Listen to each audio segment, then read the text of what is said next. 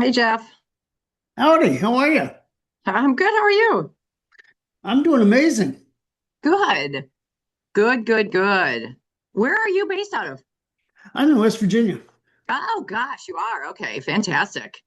Fantastic. How's your Yeah, summer going? a little warm, a lot of rain.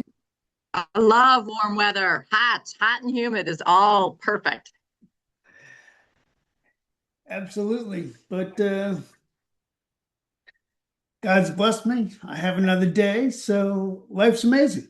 Good to hear. Love it. Love it. Well, thank you for letting me come on to this then too. I'm looking forward to it. Well, good.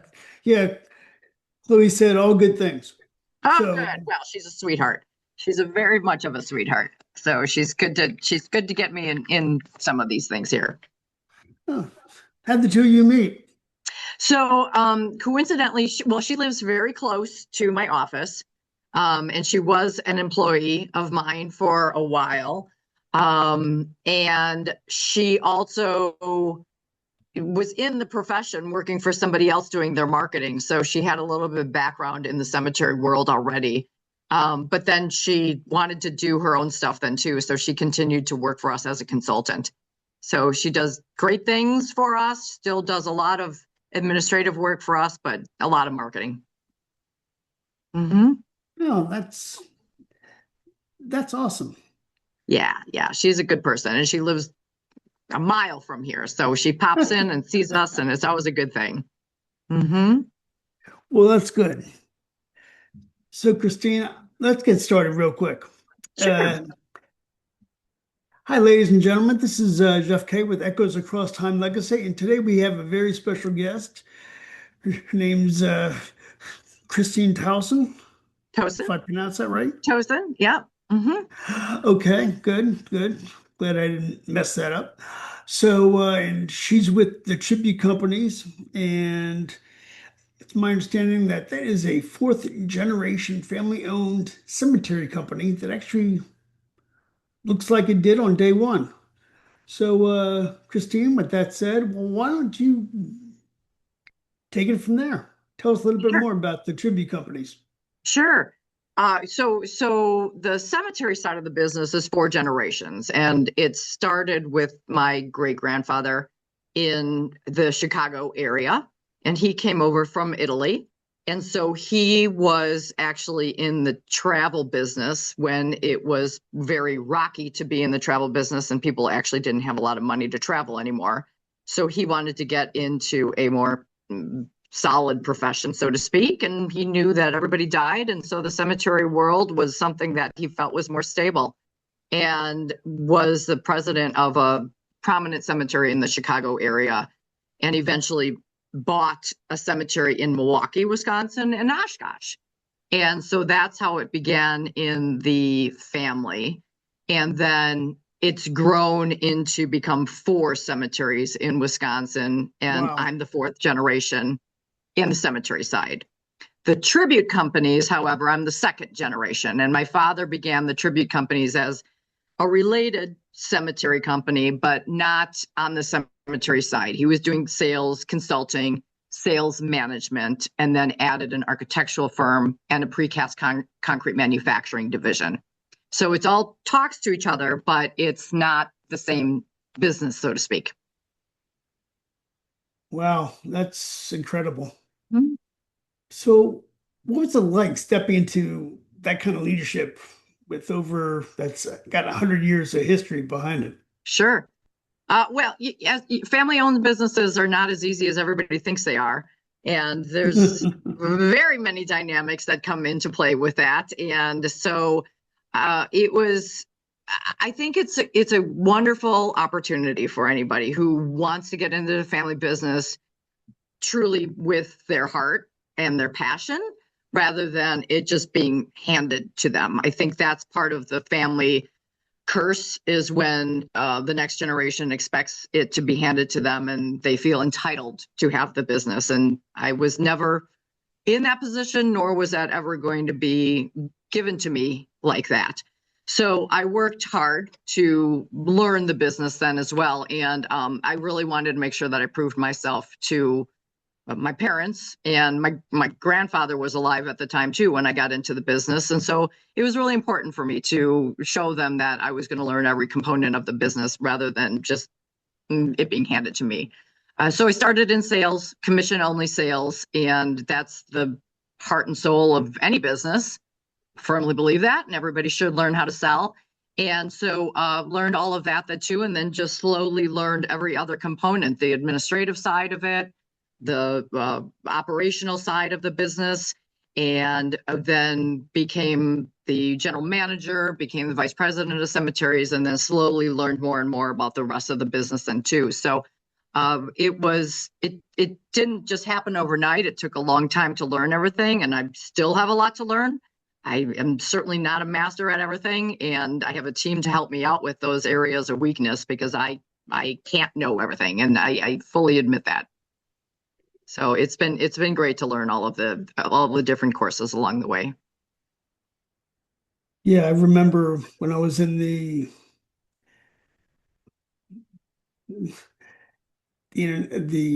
telecommunications industry, I was an international project manager. And one of the things about being an international project manager is that, or any project manager, you don't have to know everything. You just have to know where to go to get the answers. So that's So true. It's so true. And I think you at some point in time you have to learn that. I think when you're younger in your career, you think you have to know everything. And it's almost you're embarrassed when you have to say, I don't know the answer to it. Or some people Mhm. try to make up an answer and then they look like a fool when Yeah. they are called out on it. And I think all of us through time and humility learn our lessons, and then we figure out that, listen, I can't know everything. We've got to have a team that can help me through those areas that we don't know. And that's a huge part of growing in your career and through the success. Yeah, and that's a very hard lesson to learn. Oh yes. Yes, it is. It's As I humbling. know. It's humbling. Mm-hmm. As I know. Mm-hmm. You learned it So, too. how do you balance honoring 100 plus years of tradition with the need of modernization and staying relevant? Uh, for me, I think that is probably one of the bigger challenges in this profession, but bringing into the conversation about remembering the heart and soul of family and remembrance and the legacy that we all need to leave and should be leaving as our next generation comes up. That is the tradition part. And a lot of individuals need to be taught that. Unfortunately, our society is very selfish, and is becoming Hmm. more and more selfish as they continue to time goes on. And so for us right now, it's the modernization part is moving too quickly, and it's growing into the fact of, on the cemetery side and the funeral side of it, I don't need a funeral. It's too inconvenient. I don't want to inconvenience people.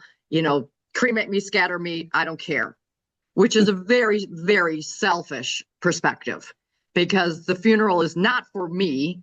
It's for the For people that everybody we leave else. behind. And there's a psychology behind the final goodbye. And it's very detrimental when we don't give our loved ones the ability to say goodbye. So right now, the traditional side of saying goodbye has to be educated to those right now to be able to get out of their own heads and that selfishness and say, don't be thinking of yourself right now. Think about your next of kin, think about your family, think about your friends, and do it however you want. You can have a big party, but give them the opportunity to say goodbye. And don't think about, I don't want to do anything because it's inconvenient for me, or I'm a simple person. It's not for you. And that's just so selfish. And we need to educate on helping them get out of that. So that's where the modern part of society's going. And so the educational and just making sure that they understand how important it is to say goodbye. Yeah, because I mean, most people think the headstone is to remember your deceased loved one. It's Mm-hmm. not. Mm-hmm. The headstone is for the living, not the dead. Absolutely. And they always tell the stories. Those are really what are the fascinating part as you walk through cemeteries. And so people will also say, if when they are designing their headstone before there's a death, I'm simple, don't worry about it. I just want my name and birth year and death year. And we always encourage them to tell a story, put something on there that talks a little bit about who you are, because in 50 years, 75 years, whatever, grandkids, great grandkids, whatever, want to learn a little bit about who you are. And that story or the catchy little phrase or whatever they're going to put on there is the fun part about what you can put on that memorial. And so we really encourage it to be personalized. Oh, and I can still resonate with that because I mean, in my company, my digital memories, we're all about storytelling. Mm-hmm. We do Absolutely. life, yeah, we do life stories, we do media preservation, we do all this stuff, and people they bring me their photos to digitize and restore, and that's awesome. But I feel people need to actually take it the next step as to, okay, who's in the picture? Where was the picture taken? Why was it taken? Who took the picture? Because as you mentioned, after this generation's gone, and this is going to sound interesting, but people aren't going to know you from the your pet in the picture. Yes, absolutely. And it's coincidentally my mom, after my parents retired and I took over the company, my mom, that was her first project, is to take all of the family photos and create photo memory books, Mhm. and put all of that type of interesting information together about the story behind the relevant pictures and Mhm. when they were taken and what the significance was, because we're all concerned about that, of whether it's myself or my kids, these boxes and photo books and everything else is like, are they just going to throw it away and then that's all gone? And so Mhm. my mom has spent countless hours at putting these books together, and we all cherish them, but we don't know what's going to happen next and what the next generation is going to do. So it's important. Yeah, that's why I tell my clients about the 3-2-1 rule, which is it's awesome that your stuff is digitized. It's awesome that your stuff that you still have the paper copies, but you always have to keep a third copy, whether that's in the cloud, it's in a NAS device or some type of storage device. So God forbid there's a hurricane, a fire, you still have that information. So you might not have the physical stuff, but you still have the memory of the pictures themselves. Yes. Yes. They're precious. Hmm. Absolutely. They're precious. And that is the same thing as a story that you're leaving in a cemetery. And one of the areas, the modernization part then too, is cremation. And that is one of our bigger challenges right now is, and it's not, cremation in and of itself is not the challenge, but people believe that if I'm going to be cremated, that's all I need to think about. And so we, again, through education, we need to continue to tell them that you can be cremated. However, the next step is also to find a place to memorialize so that your story is not forgotten. Because if you're cremated and scattered, your story's gone. It's there's no place for somebody to go find you again. And there's no place to go find that genealogy and that permanent resting place. And so we, even if it's very simple, we're just really encouraging somebody to still have a cemetery, which is what we do, is we keep that history, we keep that genealogy. Oh, that's so important because the other thing that we do is we create interactive genealogy trees. Oh, nice. Yeah, Nice. I so love that.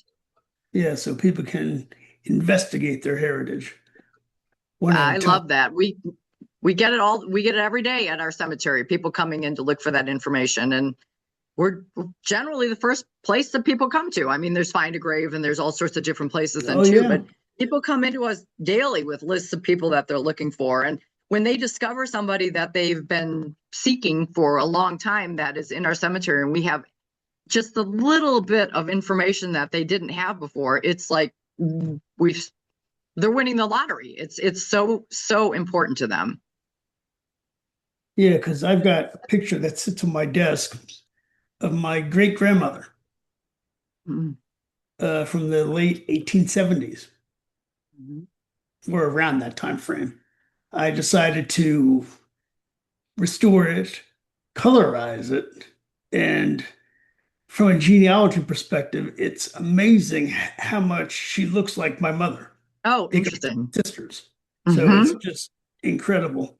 I love that.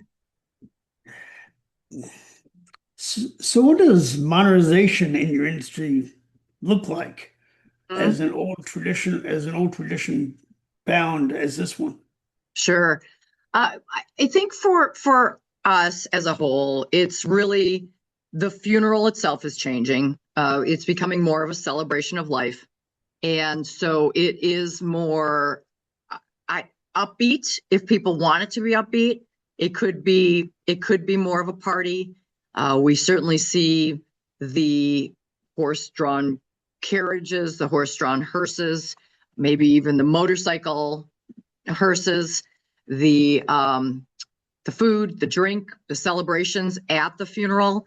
That is very different than it used to be, not even that long ago, because the funerals were expected to be somber. And now they're expected to be more of a let's tell the story, let there be laughter, let there be some sort of celebration. And so at the funeral, it is a lot different. At the cemetery side of it, the options that we've got and have available has just become so much more personalized. When I came into the business, we were taught to sell a few different very basic options. There was a bronze memorial that came in three different sizes, and those were what we could sell. There was a granite headstone that came in basically three different sizes, and they were all the same shape. And that was what we were taught to sell.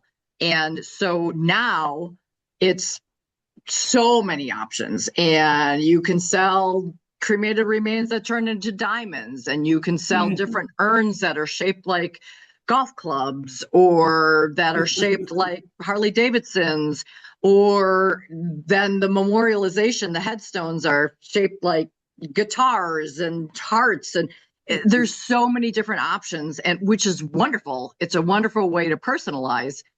However, it gets very confusing when you're trying to train people on how to sell this. But if somebody asks us, can you do this? We generally can say, yes, we can. We can get that for you. And so that's the modernization part, is making sure that we can personalize and say, yes, we can do that. We can find that for you. And so that is where we're finding that people are really wanting to have something unique and really special to them, and we can come up with those different options for them. Wow, that's really impressive. Yeah, Hmm. because I remember when my mom passed, we went to the funeral home and they had everything from just a pine box coffin to like a shabby chic coffin for like 5 grand or so. Hmm. And Hmm. I'm like, it's just wild. This thing Yes. you can Oh do yeah. these days. And because I mean, when I was looking for myself, one of the things that really intrigued me was I can be planted and as a tree. Hmm. Hmm. That is So an option. yeah. So I mean, my headstone would then be a tree instead of just a headstone. So I Right. thought that was really interesting. Right. And that's important to people, is if they're giving back to the environment. And so that is important to somebody. Now, the other side of the coin is that might not be that might be seen as offensive to another cultural group. So we need to be able to also tune into that type of solution and be able to shift into what is important to everybody then too. And just know that there's there's going to be an answer. There will be a solution for everybody. That's awesome. I was doing some reading lately, and have you ever heard of something called a water cremation? Yes, absolutely. It's alkaline hydrolysis, correct? Is that Yes. probably what you're referring to? Mm-hmm. Mm-hmm. What exactly is that? So there's a concept that I'm going to say was introduced maybe 8 to 10 years ago. And alkaline hydrolysis, the easy term is to say water cremation, because what it is that the body goes into a chamber, and it is a process where it's heat activated water and chemicals, but they're environmentally friendly chemicals. So it's I don't know the exact chemicals, but they're nothing harsh. And because of the heat of the water, it decomposes the body at a very rapid pace. And so the body then will be quote unquote cremated or disintegrated. And then it will just be part of the water that is left behind, the liquid that is left behind. There will still be bone fragments, just like a standard fire cremation will be. There will still be bone fragments that would be having to be pulverized, but then the liquid that is left behind would actually be flushed out. And so it's compared to cremation in that regard, that there's bone fragments that are left behind, and it's water versus heat in a crematory. So a lot of states are approving that option. The equipment is still pretty costly to get, but it is becoming more and more acceptable with that type of option. And so it's just a different form of final disposition is what we would call it, just to dispose of the body. How do you, I can understand fire cremation, you've got ashes for an urn, but what do you do Mhm. with water? So the water would actually go, I hate to say it, but it's actually flushed into the septic system. It's fairly sanitary, so with what's left behind. And then again, you would have the bone fragments just as you would with cremation, that those could go into an urn similar to a fire cremation. So you still would be able to put that remains into an urn and have permanent memorialization or have something to take with you. But it is flushed into the septic system. Interesting. Mm-hmm. It's it's becoming more acceptable, and I think that the first several times I heard about it, there's a little bit of an ick factor when you first hear about it. But as I learn more and more about it, it doesn't bother me. It really doesn't. Well, good. Hmm. Yeah, you mentioned celebration of life videos, and that's something that we really take to heart about. And we try to help out funeral homes that actually don't do it themselves. Hmm. But one of the things I try to tell my clients is why wait to have a celebration of life funeral after you pass away? Why not have one now? Hmm. So that's one of the things we emphasize as well. And now, do you do that when they're towards the end of their life, or do you do No, that when they're still healthy and okay? yeah, Okay. yeah. I love that. That's a great idea. Yeah, so we kind of do both. Actually, we do both. Okay. I love that Now, idea. I've heard of that concept, and there is a lot of merit to it, because it why not see your family and friends one more time and have that celebration of life and hear the stories they're going to tell about you before you pass away, and actually understand what they're going to be talking about you with, and tell the stories. absolutely. Matter of fact, we also do the same thing for pets. Oh yes, yes, I love that. Yes. Yes, I love our four-legged friends. Awesome. It's very good that you do that, because they are family too. Absolutely. Hmm. Now, from a pre-planning perspective, why do you think so many families put off the end of life conversation until a crisis forces the issue? One of the reasons I think is because nobody offers to them to have the conversation. I think that's the number one reason is that they don't know how to start it because nobody's asking them to begin the conversation. And we encourage that to happen ahead of time. And we try to make it very simple for them. So that is an area where if you can make this a simple, non-threatening conversation, it is that much easier. But if nobody's asking them to start making these arrangements or encouraging them and showing them how simple it can be, nobody's going to just have the initiative to wake up in the morning and say, okay, let's go make our funeral and cemetery arrangements. That's not a normal thing to think about.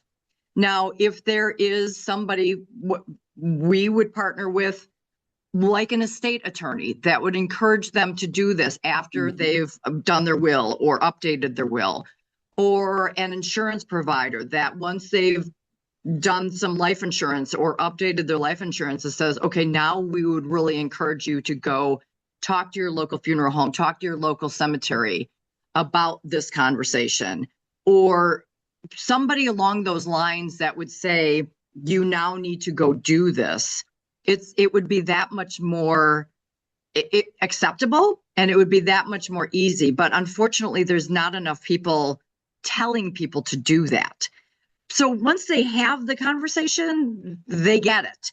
And once they make the plans, they feel much more at peace, and there's a peace of mind in knowing that it's done. But it's just, they don't know to do it otherwise. And so that's what we see, is that nobody's encouraging them to do that. Yeah, you were mentioning life insurance and especially, but one of the things that it's funny, I just wrote a Facebook post about it. We do media insurance because Oh, like people age and decay, so does your media.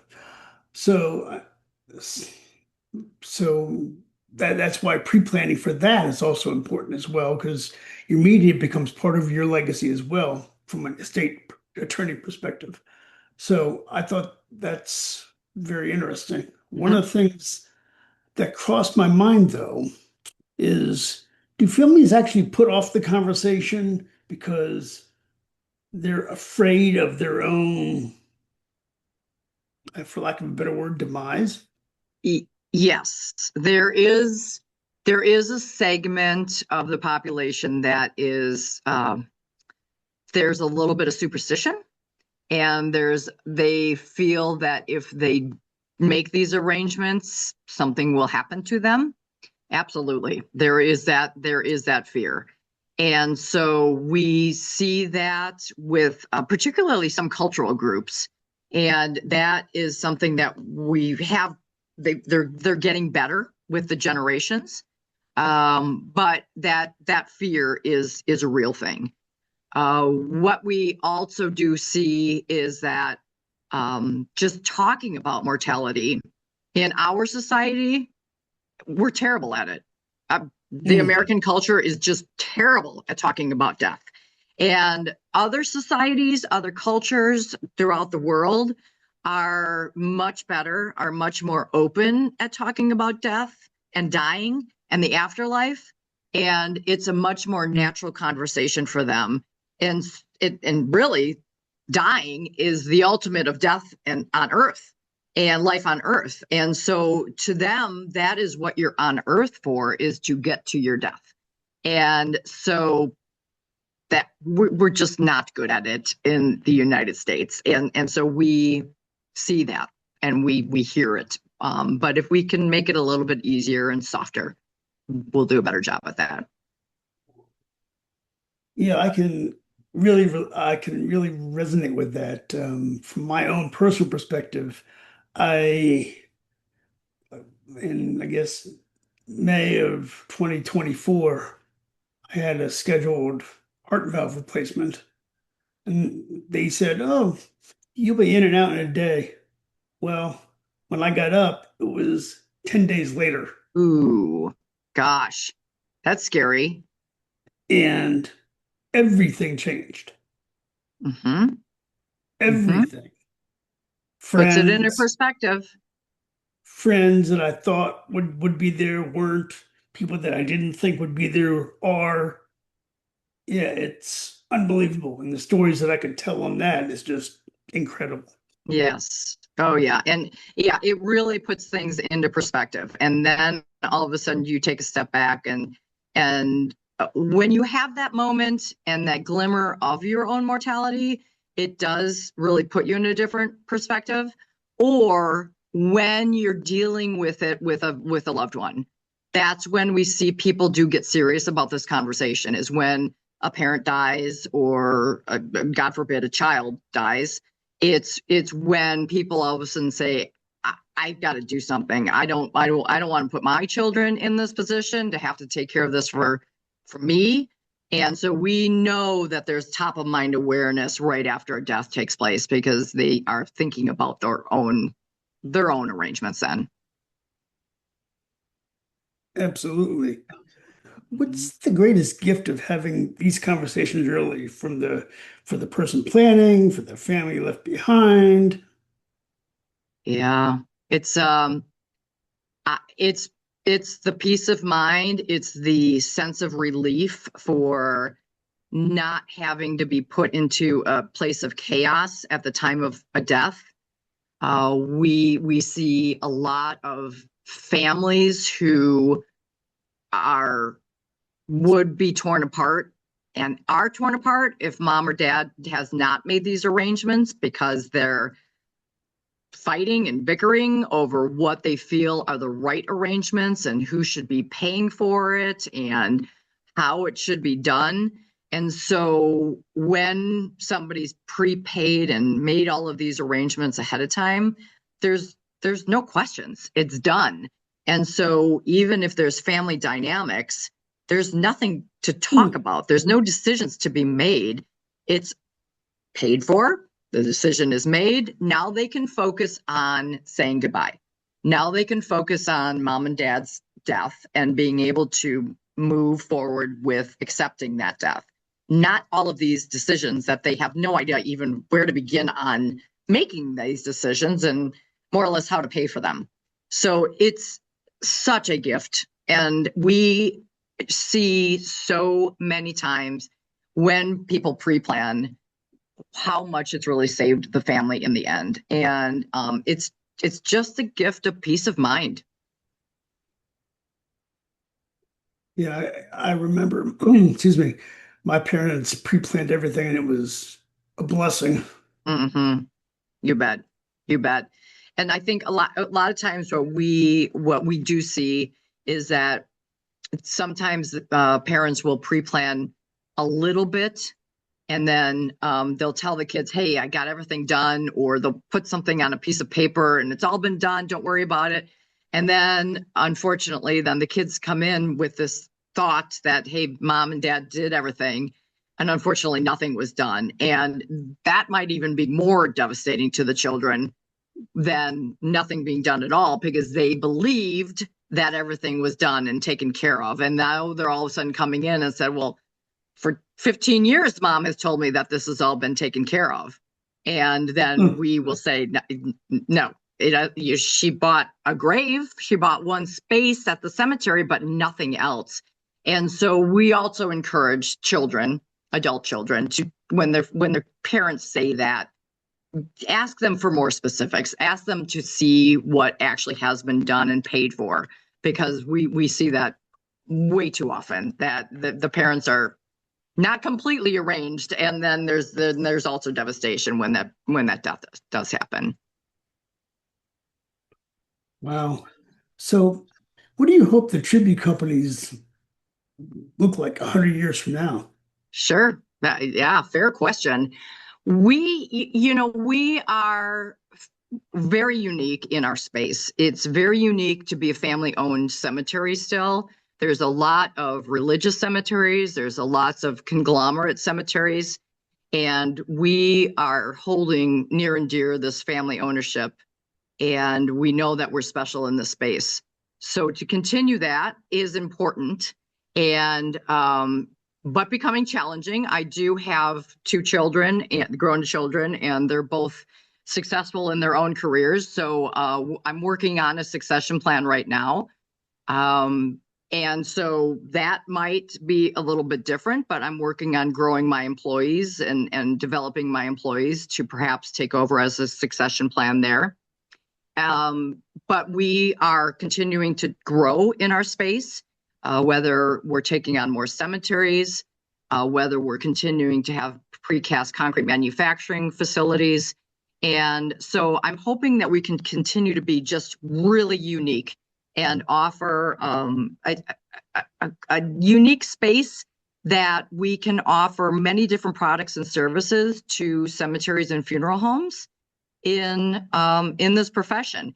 It's rapidly changing, and we're just trying to stay at the front of that change and be able to offer our clients and our families something that is right at the tip of the change that's coming. And so that's what I'm hoping that the tribute companies as a whole can continue to stay as a front runner.